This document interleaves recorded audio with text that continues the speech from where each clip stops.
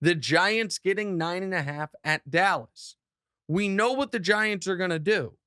The Giants are just going to run Saquon. Saquon's coming off his worst game of the year. They're going to run Daniel Jones. They're going to try to shorten this game. We also, last week, Dallas coming off a devastating loss. The Vikings coming off a galvanizing win. They met each other. Dallas kicked their ass. This week, Dallas coming off a dominant victory.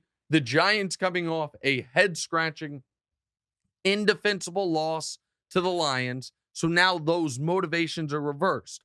Also, I think that, or I shouldn't say also, but to reiterate the point about the Giants running Saquon, I just think this is going to be a game where instead of each team getting 11 or 12 possessions, each team's going to get 8 or 9 possessions because they're going to be long drives with the Giants running the football. The Giants also understand if they lose this game, it could go south for the Giants real quick. Yeah. I know they were 7-2, but the Giants have one of the most brutal schedules the rest of the way. In fact, by strength of schedule, the hardest schedule the rest of the way.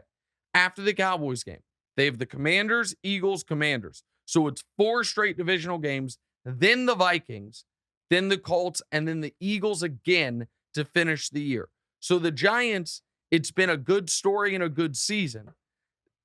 They could still miss the playoffs. They're only minus 140 to make the playoffs from the odds makers.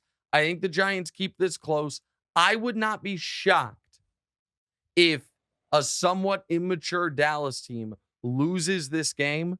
I also think that Micah Parsons' impact is going to be mitigated to an extent in 2 ways. One is Andrew Thomas, Giants tackles, one of the best in football. The other is I think the Giants will do to Micah Parsons what the Chiefs did to Nicky Bosa against the Niners a month ago. Run right at him.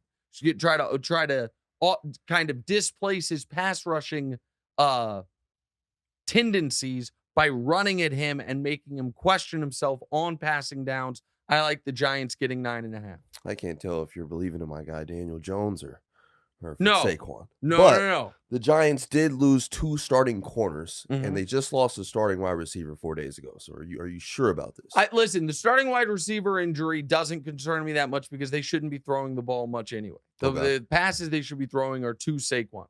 The starting corner injuries do concern me to a degree. Yeah. But I also think that Cowboys are going to try. I don't think the Cowboys got their blowout last week. I think the Cowboys understand if they win this game, if they win this game, they're going to be in a situation where the 1 seed is on the table for them. Now, that might sound silly because they have 3 losses and Philly only has 1. But Philly, they have the same number of divisional losses, and Dallas gets to play Philly again. So Dallas will go in. I think Dallas feels like we win this game. If we can beat Philly, if Philly stumbles one more time the rest of the way, we will control our own destiny to win the division and to potentially be the 1 seed. The reason I like that when I'm taking the Giants is I think the Cowboys are not going to, if this is a 7-point game late, I don't think they're going to be trying to add style points. I think they're just going to be trying to escape with a win. I also think the Giants can win outright. I like the Giants plus 9.5. Hey, thanks for watching. Hit the subscribe button to get more from the show and make sure to click the bell to get notified every time new content drops.